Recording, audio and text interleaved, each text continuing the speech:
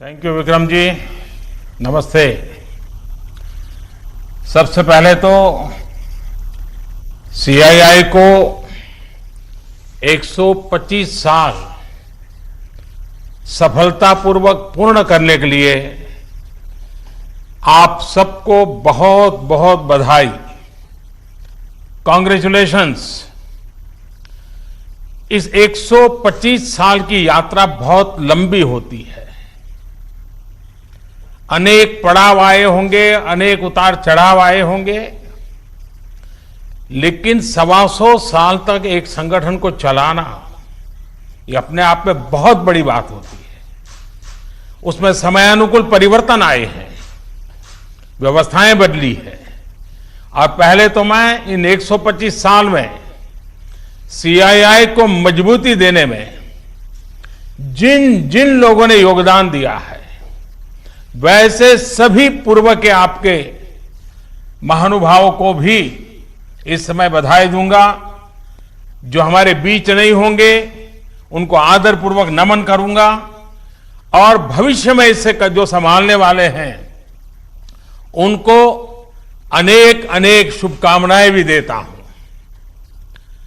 Corona के इस time period में इस तरह के ऑनलाइन इवेंट्स शायद यही एक न्यू नॉर्मल बनते जा रहा है, लेकिन ये भी इंसान की सबसे बड़ी ताकत होती है कि वो हर मुश्किल से बाहर निकलने का रास्ता बना ही लेता है। आज भी हमें जहां एक तरफ इस वायरस से लड़ने के लिए सख्त कदम उठाने हैं, वहीं दूसरी तरफ इकोनॉमी का भी ध्यान रखना है। हमें एक तरफ देशवासियों का जीवन भी बचाना है, तो दूसरी तरफ देश की अर्थव्यवस्था को भी स्टेबलाइज करना है, स्पीड अप करना है। इस सिचुएशन में आपने गेटिंग ग्रोथ बैक इस बात को प्राथमिकता दी है, और निश्चित तौर पर इसके लिए आप सभी भारतीय उद्योग जगत के लोग बधाई के पात्र हैं। बल्कि मैं तो गेटिंग ग्रोथ बैक से आगे बढ़कर ये भी कहूंगा कि yes we will definitely get our growth back. आप लोगों में से कुछ लोग सोच सकते हैं कि संकट की इस घड़ी में मैं इतने कॉन्फिडेंस से ये कैसे बोल सकता हूं। इस कॉन्फिडेंस के कारण है, मुझे भारत की कैपेबिलिटीज और क्राइसिस मैनेजमेंट पर बहुत भरोसा है। मुझे भारत के टैलेंट और टेक्नोलॉजी पर भरोसा है। मुझे भारत के इनोवेशन और इंटेलेक्ट पर भरोसा है। मुझे भारत के फार्मर्स, एसएमईज, एंटरप्रेन्योर्स पर भरोसा है, और मुझे भरोसा है इंडस्ट्री के लीडर्स पर, आप सभी पर। इसलिए मैं कह रहा हूं yes we will get our growth back. India will get its growth back.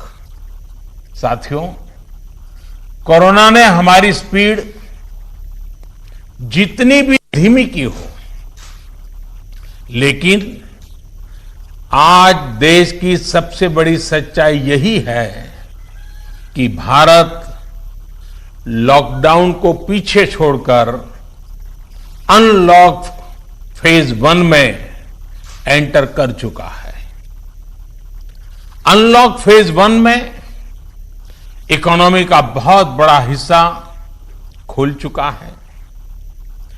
काफी हिस्सा अभी 8 जून के बाद और खुलने जा रहा है। यानी गेटिंग ग्रोथ बैक की शुरुआत तो एक प्रकार से हो चुकी है। आज ये सब हम इसलिए कर पा रहे हैं क्योंकि जब दुनिया में कोरोना वायरस पैर फैला रहा था तो भारत ने सही समय पर सही तरीके से सही कदम उठाए। दुनिया के तमाम देशों से तुलना करें तो आज हमें पता चलता है कि भारत में लॉकडाउन का कितना व्यापक प्रभाव रहा है। इस लॉकडाउन में भारत ने कोरोना से लड़ाई के लिए फिजिकल रिसोर्सेज को तैयार तो किया ही, हमने ह्यूमन रिसोर्स को भी बचाने का भरसक प्रयास किया है। ऐसे में अब सवाल ये है कि इसके आगे क्या। इंडस्ट्री लीडर्स के नाते आपके मन में ये सवाल जरूर होगा कि अब सरकार क्या करने जा रही है। आत्मनिर्भर भारत अभियान के बारे में भी मुझे पक्का विश्वास है कि आपके मन में भी मंथन चलता होगा, कुछ सवाल भी होंगे और ये बहुत स्वाभाविक है, ऑब्वियस है। साथियों, कोरोना के खिलाफ इकोनॉमी को फिर से मजबूत करना ये हमारी हाईएस्ट प्रायोरिटीज में से एक प्रमुख प्रायोरिटी है। इसके लिए सरकार जो डिसीजंस अभी तुरंत लेने जरूरी है वो तो एक के बाद एक ले ही रही है, लेकिन साथ साथ में ऐसे भी फैसले लिए गए हैं जो लॉन्ग रन में देश की मदद करेंगे। साथियों, प्रधानमंत्री गरीब कल्याण योजना ने गरीबों को तुरंत लाभ देने में बहुत मदद की है। इस योजना के तहत करीब 74 करोड़ बेनिफिशियरीज उनके घर तक राशन पहुंचाया जा चुका है। प्रवासी श्रमिकों के लिए भी फ्री राशन पहुंचाया जा रहा है। इसके अलावा अभी तक गरीब परिवारों को 53,000 करोड़ रुपीस यानी 53,000 करोड़ रुपए से ज्यादा की फाइनेंशियल असिस्टेंस दी जा चुकी है। महिलाएं हो, दिव्यांग हो, बुजुर्ग हो, श्रमिक हो, हर किसी को इससे लाभ मिला है। लॉकडाउन के दौरान सरकार ने गरीबों को 8 करोड़ से ज्यादा गैस सिलेंडर उनके घर तक मुफ्त में पहुंचा दिया है। इतना ही नहीं, प्राइवेट सेक्टर्स के करीब 50 लाख एम्प्लॉइज के खाते में 24% ईपीएफ कंट्रीब्यूशन भी सरकार ने किया है। इनके खाते में करीब 800 करोड़ रुपए जमा कराए गए हैं। साथियों, भारत को फिर से तेज विकास के पथ पर लाने के लिए, आत्मनिर्भर भारत बनाने के लिए 5 बातें बहुत आवश्यक है। इंटेंट, इंक्लूजन, इन्वेस्टमेंट, इंफ्रास्ट्रक्चर और इनोवेशन। हाल में जो बोल्ड फैसले लिए गए हैं उसमें भी आपको इन सभी की झलक मिल जाएगी। इन फैसलों के साथ हमने तमाम सेक्टर्स को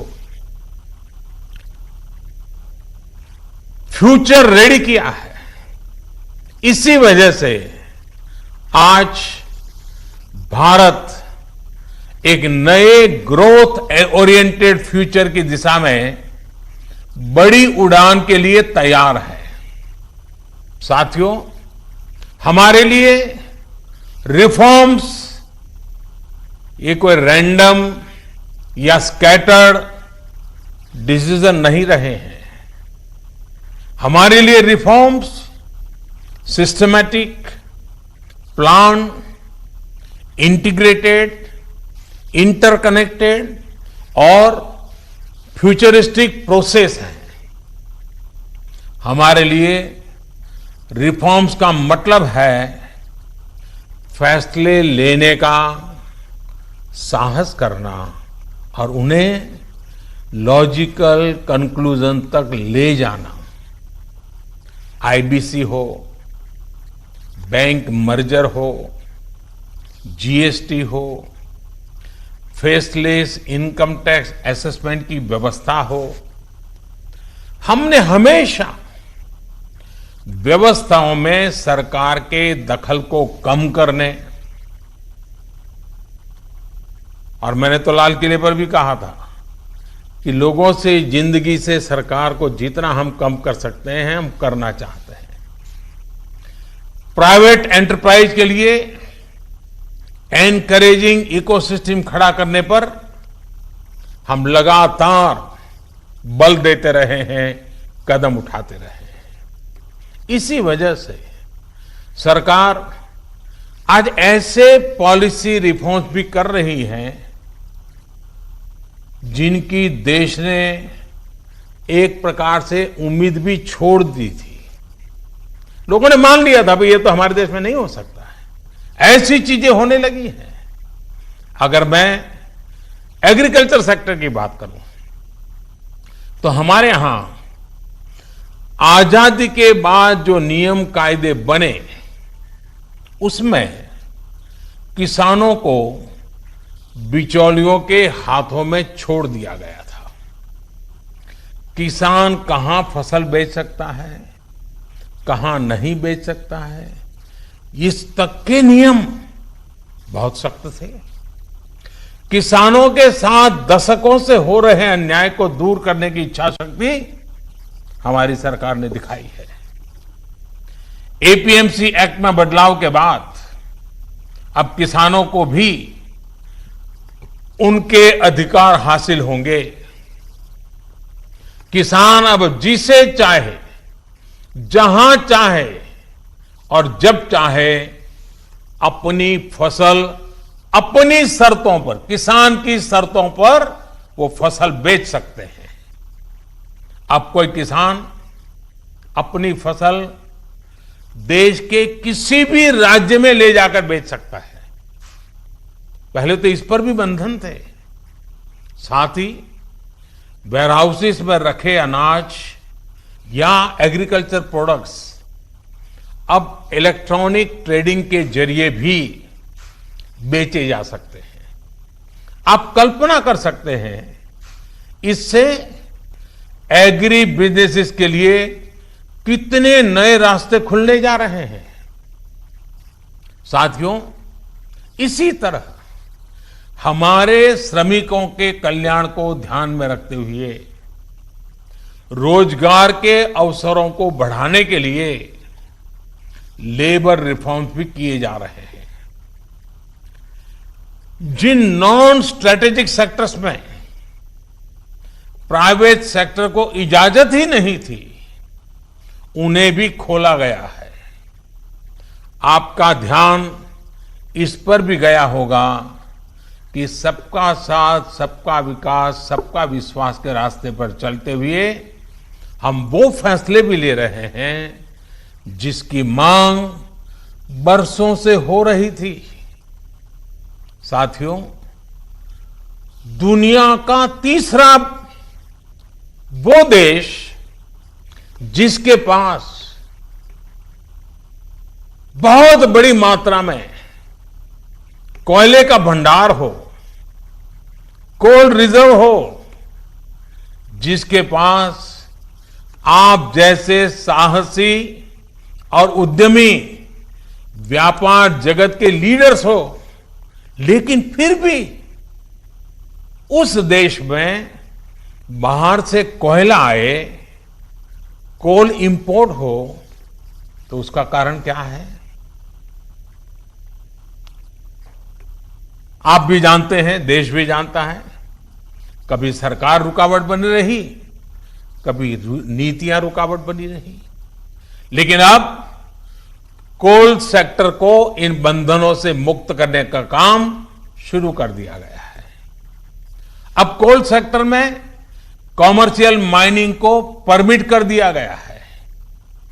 पार्सली एक्सप्लोर्ड ब्लॉक्स को भी अलॉटमेंट करने की परमिशन दी गई है। इसी तरह मिनरल माइनिंग में भी अब कंपनियां एक्सप्लोरेशन के साथ साथ माइनिंग का काम एक साथ कर सकती है। इन फैसलों के कितने दूरगामी परिणाम होने वाले हैं, ये इस सेक्टर से परिचित लोग अच्छी तरह जानते हैं। साथियों, सरकार जिस दिशा में बढ़ रही है, उससे हमारा माइनिंग सेक्टर हो, एनर्जी सेक्टर हो या रिसर्च और टेक्नोलॉजी हो, हर क्षेत्र में इंडस्ट्री को भी अवसर मिलेंगे और यूथ के लिए भी नई अपॉर्चुनिटीज खुलेगी। इस सबसे भी आगे बढ़कर अब देश के स्ट्रेटेजिक सेक्टर्स में भी प्राइवेट प्लेयर्स की भागीदारी एक रियलिटी बन रही है। आप चाहें स्पेस सेक्टर में निवेश करना चाहें, एटॉमिक एनर्जी में नई अपॉर्चुनिटीज को तलाशना चाहें, पॉसिबिलिटीज आपके लिए पूरी तरह से खुली हुई हैं। हर अवसर आपका इंतजार कर रहा है। साथियों, आप ये भली भांति जानते हैं कि एमएसएमई सेक्टर की लाखों यूनिट्स हमारे देश के लिए इकोनॉमिक इंजन की तरह हैं। इनका देश की जीडीपी में बहुत बड़ा कंट्रीब्यूशन है और ये कंट्रीब्यूशन करीब करीब 30% का है। एमएसएमईज की डेफिनेशन स्पष्ट करने की मांग लंबे समय से उद्योग जगत कर रहा था। अब वो उद्योग जगत की पूरी मार्ग भी पूरी हो चुकी है। इससे एमएसएमईज बिना किसी चिंता के ग्रो कर पाएंगे और उनको एमएसएमईज का स्टेटस बनाए रखने के लिए दूसरे रास्तों पर चलने की जरूरत नहीं रहेगी। देश के एमएसएमईज में काम करने वाले करोड़ों साथियों को लाभ हो, इसके लिए 200 करोड़ रुपए तक की सरकारी खरीद में ग्लोबल टेंडर्स को खत्म कर दिया गया है। इससे हमारे छोटे उद्योगों को ज्यादा अवसर मिलेगा। एक तरह से आत्मनिर्भर भारत पैकेज एमएसएमई सेक्टर के इंजन के लिए फ्यूल का काम करने वाला है। साथियों, ये जो फैसले हैं उनकी रिलेवेंस समझने के लिए आज की ग्लोबल सिचुएशंस को देखना और उसे समझना भी बहुत आवश्यक है।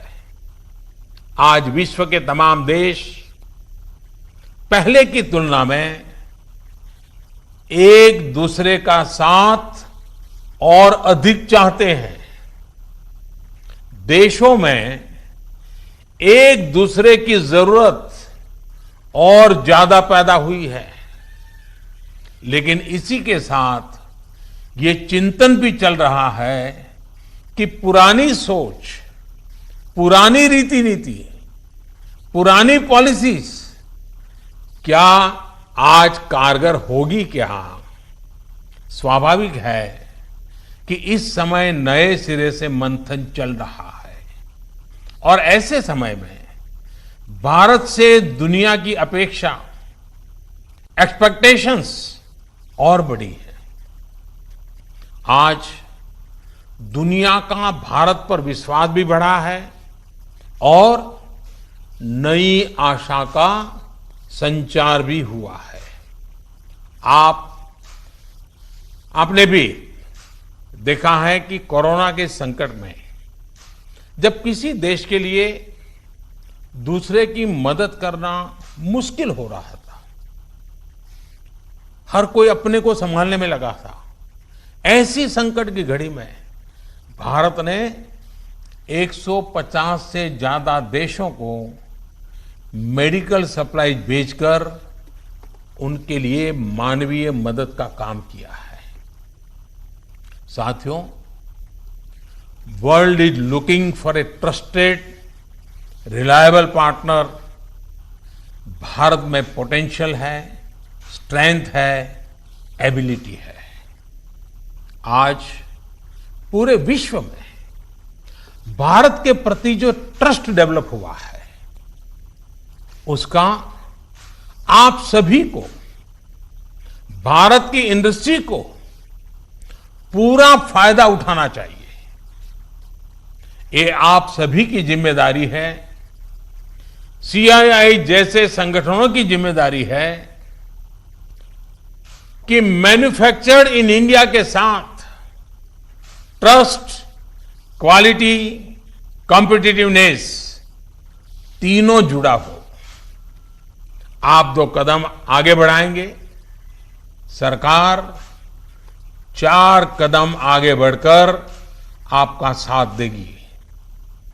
प्रधानमंत्री के तौर पर मैं आपको भरोसा दे रहा हूं कि मैं आपके साथ खड़ा हूं। भारतीय उद्योग जगत के लिए ये राइज टू द ओकेजन की तरह है। Trust me, getting growth back इतना मुश्किल भी नहीं है।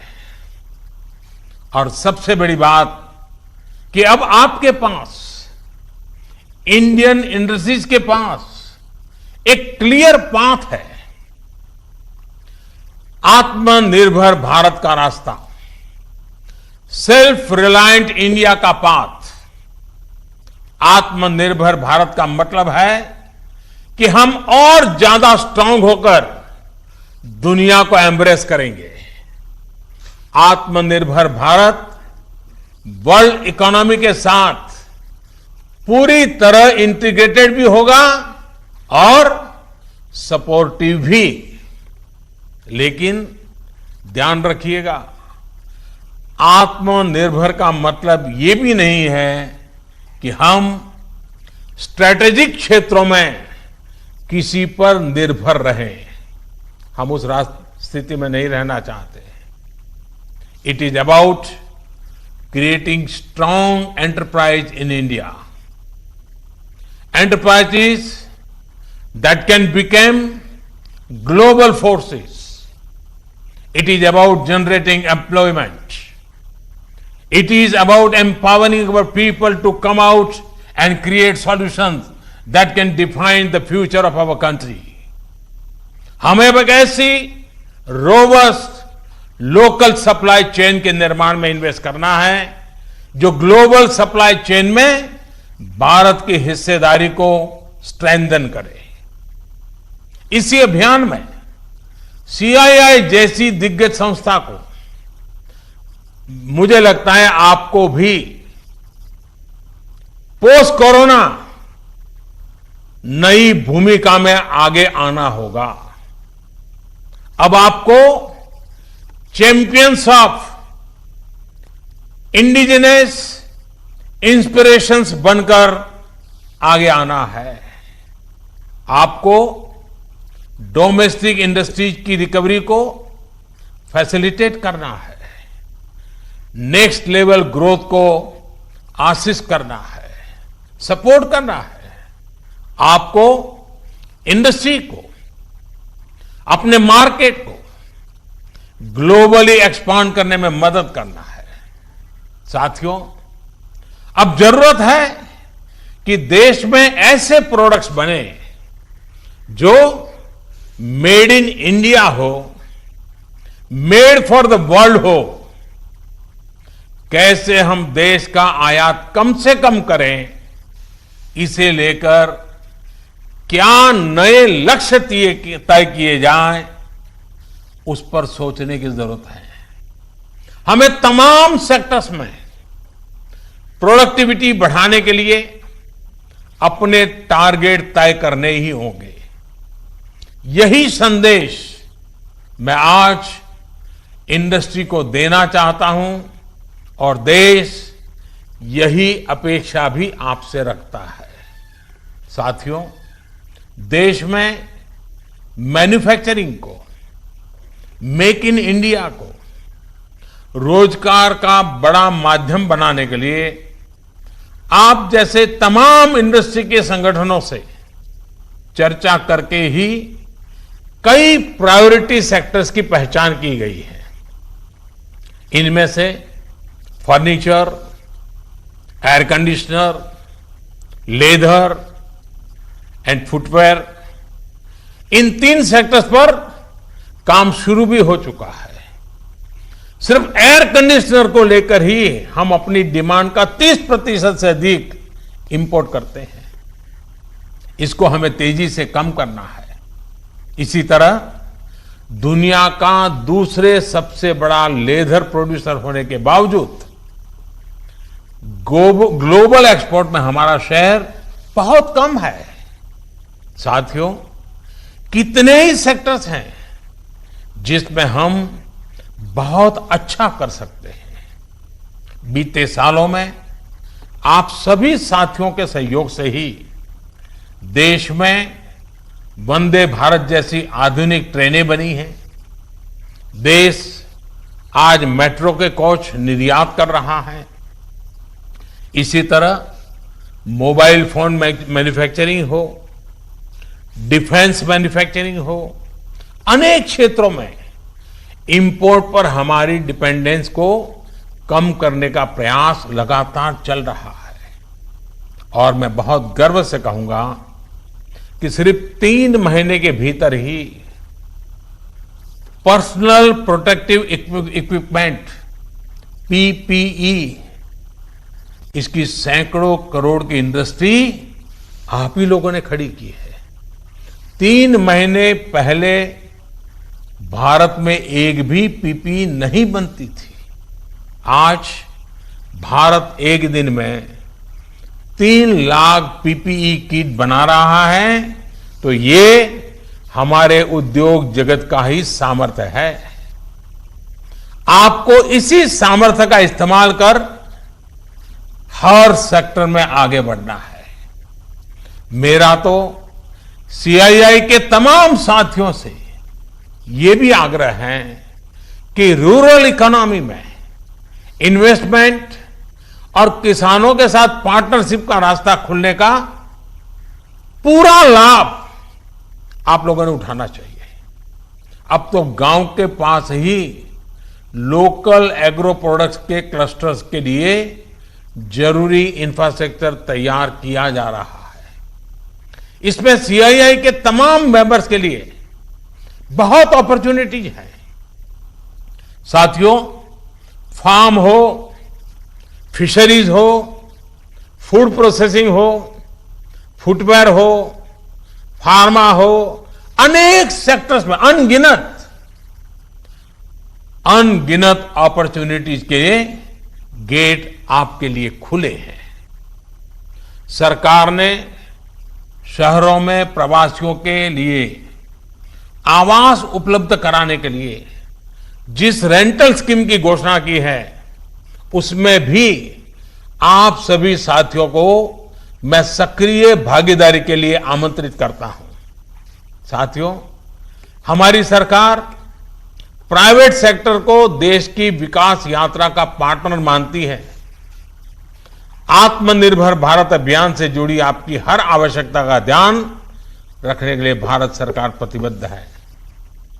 आपसे सभी स्टेक होल्डर्स से मैं लगातार संवाद करता हूं और यह सिलसिला आगे भी जारी रहेगा।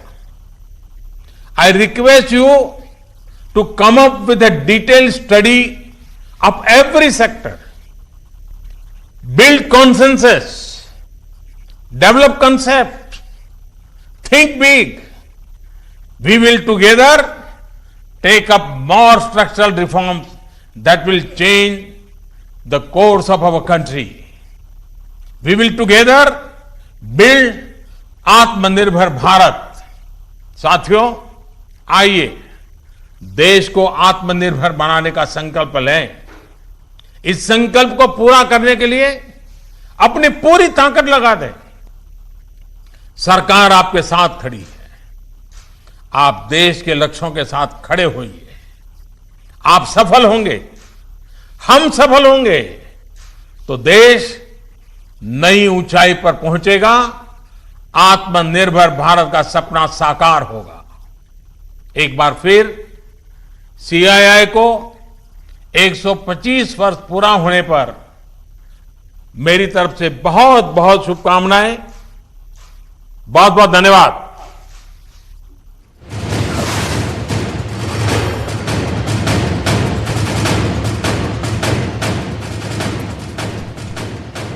ಸಿಎನಲ್ಲಿ ಉದ್ಯಮಿಗಳನ್ನ ಉದ್ದೇಶಿಸಿ ಹಾಗೆ ರಾಷ್ಟ್ರವನ್ನ ಉದ್ದೇಶಿಸಿ ಪ್ರಧಾನಮಂತ್ರಿ ನರೇಂದ್ರ ಮೋದಿ ಅವರು ಮೊದಲ ಬಾರಿಗೆ ಭಾಷಣವನ್ನ ಮಾಡಿದಂಥದ್ದು ಅನ್ಲಾಕ್ 1.4 ಇದು ಎಕಾನಮಿಗೆ ಇನ್ನು ಮುಂದೆ ಬೂಸ್ಟರ್ ನೀಡುತ್ತೆ, ವಿಶ್ವದ ಆರ್ಥಿಕತೆ ಜೊತೆ ಸಾಗಲಿದೆ, ಸ್ವಾವಲಂಬಿ ಭಾರತ, ಆತ್ಮನಿರ್ಭರ್ ಭಾರತ ಅಂತ ಹೇಳ್ತಾನೆ ಇದ್ರು, ಪದೇ ಪದೇ ಅದನ್ನ ಹೇಳ್ತಾನೆ ಇದ್ರು ನರೇಂದ್ರ ಮೋದಿ ಅವರು.